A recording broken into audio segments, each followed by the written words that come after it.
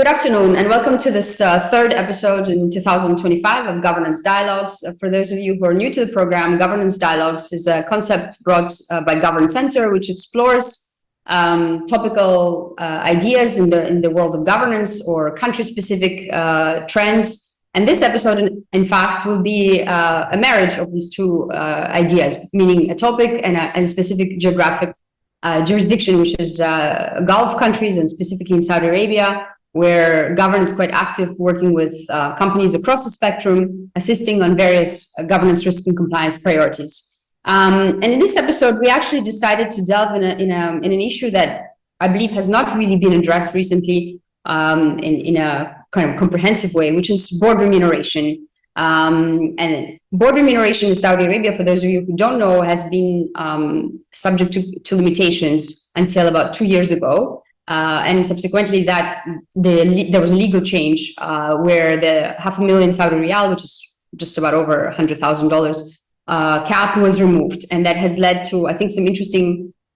trends in the Saudi market. And I couldn't think of inviting a better person than Mohammed Hajjar, who's joining us here today from Riyadh to discuss board remuneration and impact on boards that has had in recent years. Mohammed, welcome to Governance Dialogue. It's such a pleasure to have you. Hi, Alicia. Thank you for having me. Okay, well, before we dive into the meat of the subject, I just want to share maybe a few words about the impressive work you've been doing across the region and the experience that I know you have and you'll be sharing with our viewers. So Korn Ferry and Govern actually met officially for the first time in the context of, as you know, of the healthcare holding company restructuring, when there was that very interesting corporatization and restructuring of governance and organizational framework that Korn Ferry was actively involved in. And subsequently, I got to know more of your work, and I think it's very interesting for you to share your experience about specifically on the board remuneration side, and perhaps other topics that we'll have a chance to touch on in the next half an hour. Perhaps, if I may ask, sort of your first question on general trends in the Gulf, taking one step away from Saudi Arabia, in terms of what you see as being significant shifts in the market, in terms of board remuneration, board responsibilities, how those two dive together. Would love to hear from you on that. Sure. Well, over the past 3 years, we've seen several notable shifts in board and executive remuneration in the Gulf in general. Things have been changing. The boards have been becoming more mature. First, there's been a growing emphasis on performance-linked pay, aligning executive compensation with long-term company performance and shareholder value. This is a significant diversion from fixed salaries and toward more variable outcome-based structures. We started seeing this, I think, in the past couple of years, and it's picking up momentum as we speak. So second, there's been increase in regulatory scrutiny and transparency requirements, particularly in markets like Saudi Arabia and UAE. For example, the CMA, the Capital Market Authority in Saudi, has introduced strict disclosure requirements for executive and board pay, which has pushed companies to adopt a more structured and transparent remuneration framework. Lastly, we're seeing a greater focus on diversity and inclusion in boardrooms, with some jurisdictions introducing guidelines for female hiring or quotas. And this has influenced remuneration practice as companies aim to attract and retain diversified talent. Yes, it's very interesting, actually. I think, Mohammed, that in different countries, we've seen movements in slightly different directions. So UAE has been more, I think, I don't know, I would love to hear if you agree with me or not, it's been more, let's say, active on the diversity front. Whereas if you look at the Saudi regulations, I mean, when you look at remuneration, at least, the emphasis has been more so perhaps than some other GCC countries on disclosure and transparency. So when you look at, as a result, at the annual reports of Saudi listed companies, it's always individual remuneration and breakdown with sitting fees and whatnot. And so, do you have thoughts as to, kind of why these different emphasis, or why these different regulatory kind of movements have transpired the way they have? Well, companies have been opening up more to go global, and also the companies here are trying to attract foreign investment.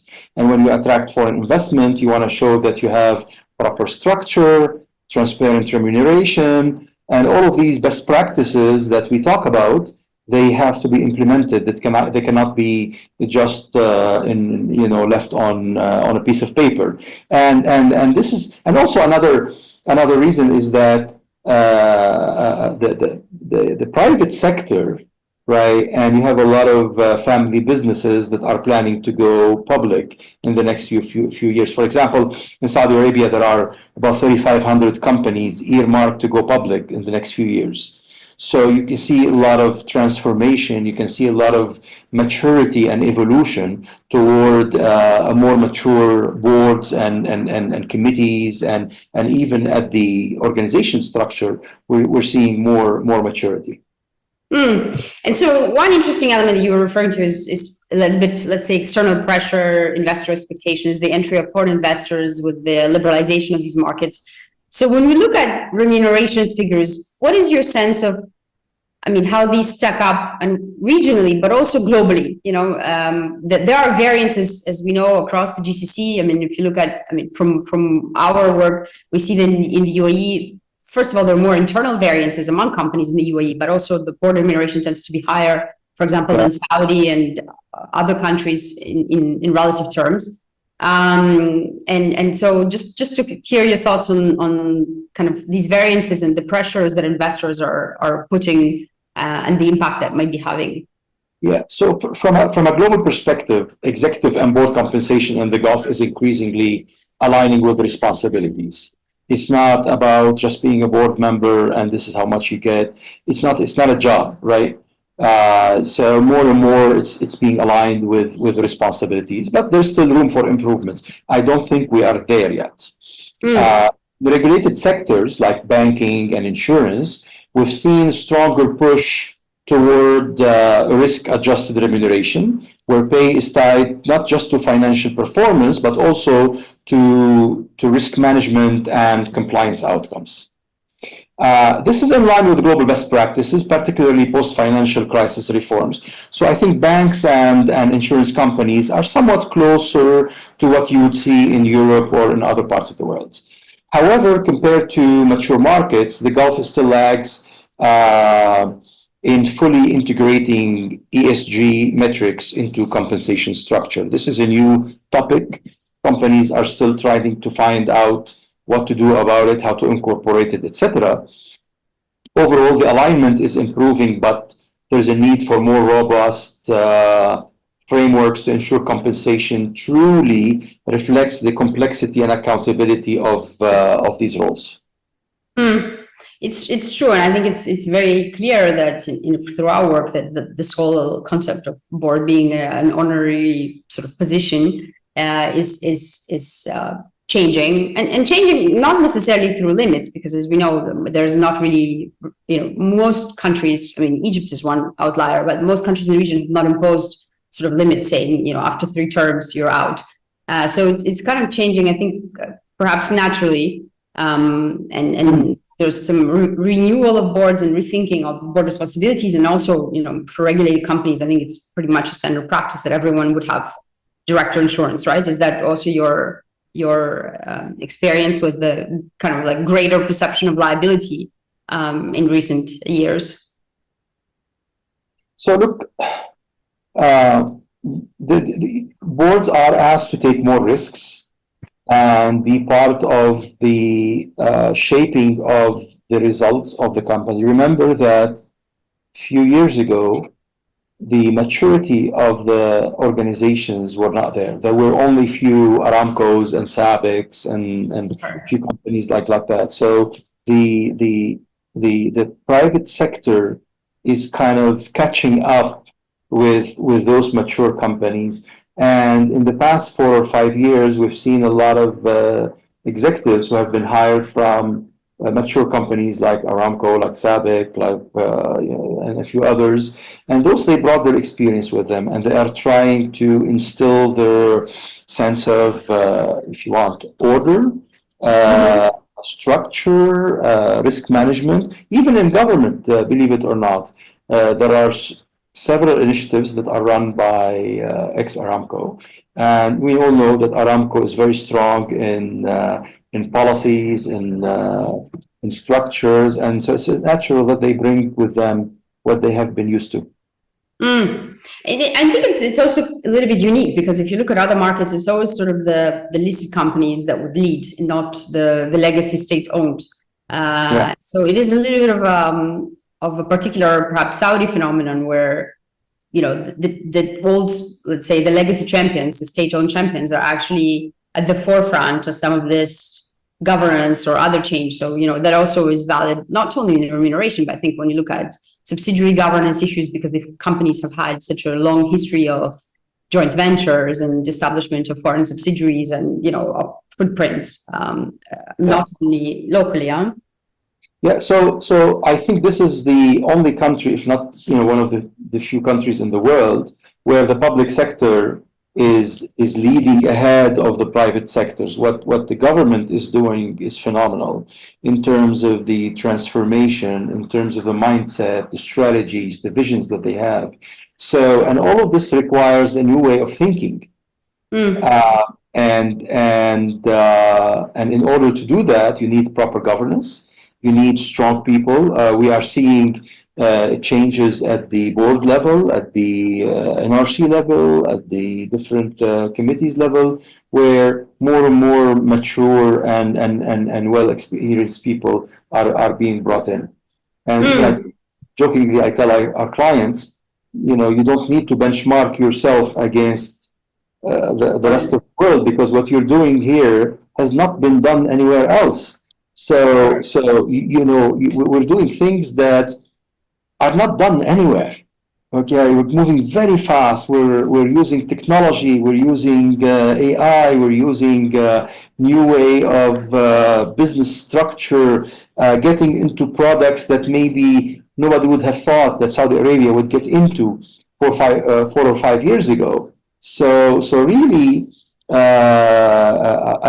I see a lot of the evolution has started to pay back. We are seeing a lot of improvements. We are seeing now even the foreign investors are becoming more comfortable to come forward and invest in the country. Interesting. And do you see that? So speaking of this public-private divide, in terms of remuneration trends or figures, in boards of state companies versus or state invested companies. So they don't need to be, of course, 100%. They could be 50% listed, and there's variances in this state ownership degree, let's say. But it is an economy where historically we've had a lot of state investment in terms of remuneration in state legacy companies versus private companies. Are there interesting sort of very differences in how the figures or the approach or the mindset or the philosophy is implemented? Oh, big time. So remuneration here falls under two categories. Either it's under the unified payroll and remuneration, which is under the Ministry of Finance, or if it's more liberal as state-owned assets or organizations. If you're under the Ministry of Finance, then you have to go through their process and their grading structure for the remuneration. If you're a state-owned company or semi-owned government organization, then you are more at liberty to define your own remuneration. And we are seeing so post COVID, we've seen a big surge in remuneration. Now I'm seeing more stabilization of the remuneration. Definitely, this has shaken up the market for good reasons. Remember that the market needed to be needed to evolve, needed to change. It needed new blood. We needed to attract different talents, and unless you do that type of, and you need to move fast at the same time. So Saudi Arabia is relatively a young country with 65% of the population below the age of 30. So you have a lot of, well-educated young people, but you need more now as more organizations are coming to the country and opening up. It's estimated that maybe between 5 to 6 million jobs will be created in the next few years. So that will give you an idea of the kind of talent and the number of talent that we need. And this also reflects on the boards and how you remunerate them. Actually, Mohammed, if I may go back, there's a point because you were mentioning, the boards. Also, their, let's say, remuneration is a little bit more or better aligned with risk and risk profiles of companies. And obviously, for listed companies and banks, there are specific committees and requirements. So for banks, you have, SAMA requires 3 committees. For listed companies, there's a requirement to have an audit and NRC and a recommendation to have a risk committee. So the committee's structures are also getting flushed out and a little bit, I think, better developed and kind of with specific independence requirements, as you know. Now, if we look at the remuneration, we see that both in Saudi and most other GCC jurisdictions, there is increasingly kind of differentiation between the fees that a board member would get, a chairman would get, the head of the NRC would get, so audit committee, for instance. And I think that's a little bit of a Saudi-specific phenomenon, because the audit committee used to have a particular role in Saudi law, by the way, was previously appointed by shareholders. But the committee heads receive higher remuneration, the chairman higher remuneration, which is a standard global practice. What is your view as to how this is evolving in terms of from a differentiated remuneration perspective? And last but not least, for the external directors, because on the committees you also have many directors who are not actually board members, which is again a Saudi specific thing. So the removal of the remuneration cap in Saudi has indeed led to greater variance in board pay. In board pay. So and this can be attributed to several factors. One is you have sectoral differences playing significant role. For instance, boards in high growth sectors like technology, renewable energy often command higher fees due to their specialized nature and the required expertise. And you have also company-specific factors. This comes from larger, more complex organizations dealing with global operations tend to pay their board members more, reflecting the greater responsibilities and risks involved. Additionally, you have the individual profile of board members, such as their experience, reputation, and network, can lead to significant differences in pay, even with the same board. Finally, there is a growing trend to differentiate pay based on committee roles. Board members serving on high stakes committees like audit or risk management often receive higher compensation, reflecting the additional workload and accountability that they are exposed to. No, absolutely. It's also our experience. But interestingly, it's also seems to be a phenomenon across the market. So whether you look at the largest companies or even the smaller sort of kind of smaller listed firms, they all particularly seem to remunerate audit committee at a higher rate, even more than risk, which is interesting. And here NRC seems to be getting its fair share, because we know that HR has been a bit dormant in the past few years. It's only recently that they are realizing the importance of having a mature HR department, attracting the right talent, keeping the right talent, developing the right talent. And that's why we're seeing a lot of focus on NRCs. Let me just stop on that for a second, because I know your expertise, obviously, we are more focused on governance, but your expertise is also much wider on organizational design and human resource issues. In Saudi Arabia, there's a common practice, which I'm sure you've come across, which is that the committee secretaries So you would have a committee secretary, for example, for NRC, and often that's the head of HR in large, in let's say a bank or large listed company.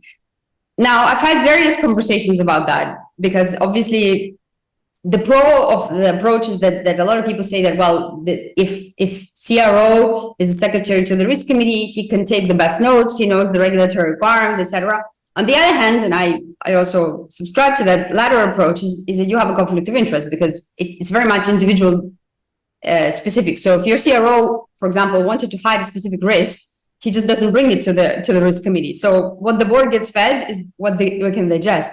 So in terms of NRC, do you see that practice is problematic, or is it more or less kind of effective for the maturity of the market, for the purposes? I think for the maturity of the market, it serves the purpose. Because a lot of times you see people in NRC who they don't come from HR background. Okay, that they need a bit of hand holding sometimes. Or so having the CHRO or the head of HR as the committee secretary, as you said, you could take proper notes, etc. But then the responsibility falls on the committee itself to make sure that whatever has been discussed and approved is documented. And that's why most of the companies, they require that within 24 hours they receive the minutes of the meeting. True. We work on this issue. Yeah, and remember something, that most companies here are not large companies by international and global standards. No, of course. So you don't have the flexibility to hire as many people that you want. They're still relatively modest in size, although they're doing a lot of great initiatives, but it's still relatively small. True, and it's also interesting. We work a lot with corporate secretaries that double hat as heads of legal, and there's a lot of double hatting, in fact, involved across roles in many companies, and as we know, it's for historical and as you say, also relative size and ability to scale governance to the size of the organizations. But so let me just to go back to some of the global trends we've been discussing vis-a-vis responsibilities, accountability. Globally speaking, we've seen a rise on say-on-pay provisions, whether they're binding provisions. Some countries that I don't know, Singapore, for example, would say that a company listed on the local stock exchange cannot amend its bylaws to say that shareholders do not approve board or executive remuneration, to more, let's say, softer measures where it's a recommend, we recommend that your shareholders approve. In Saudi, as you know, some of the regulators, like the central bank, for the banks, they would actually require shareholder approval of board remuneration policy, not the is that your sense of kind of direction of change across the Gulf? Are we moving towards say on pay in GCC or in Saudi market? So again, it's in terms of the pay, it has to do with the company level, and it has to do with what they do and the sector and the maturity, etc. But the CMA and SAMA, the central bank, have made significant strides in enforcing director responsibilities, particularly through stricter disclosure requirements and penalties for non-compliance. This drives basically the requirements to have more mature board members, more independent directors, more qualified committee members. However, the enforcement of it is still evolving. And there's a need for more consistent application across sectors. Again, I think the more we enforce the regulations, the more it becomes apparent that we need more qualified people, or we need board members, independent board directors who have specific experience of some kind, and that comes at a price. On this point of enforceability, it's a very interesting one. In my OECD days, I think I even wrote a book on enforcement of governance regulations in the Middle East, because it was at the time quite a new topic. It wasn't much discussed. Now, of course, if we look at CMA, I mean, it's almost daily. I mean, I receive notifications from them saying, we've enforced this company, and they have the various tribunals and mechanisms for doing that. So I think that there's a kind of more greater, that has led to perhaps greater accountability. Is your sense that, board pay, director liability is also kind of, moving in line with this kind of, with greater enforcement of various regulations in the region? Yeah, I believe so. Because, for example, it used to be that with some organizations, they do not limit the number of committees their employees are involved in. Now they are trying to put a cap. What that means is that companies become selective about who they hire, and the term becomes shorter, and they are changing the committees very often. And the more experience they have, the more they're demanding higher fees. So I'm seeing people who are starting to demand much higher fees than they were taking a couple of years, 2 or 3 years ago. And in some cases, it's interesting on this enforceability topic, because we were looking at some data for clients, and I mean, some companies, when they go through actually challenging financial situations, they actually, like, we've seen, a couple of examples where the board doesn't even get paid for certain dramatic situations. So there's also kind of a self-enforcement mechanism, if I may say, that seems to be at play. Well, there's you have some fixed compensation, and you have a compensation that could be tied to performance. And we're starting to see more of those, but there's definitely even at the board level. At the board with the directors, yeah. Because it is a bit unusual. I mean, usually there's a lot of, globally speaking, there seems to be a lot of reticence about variable remuneration for board members, and if it is paid, it's always deferred.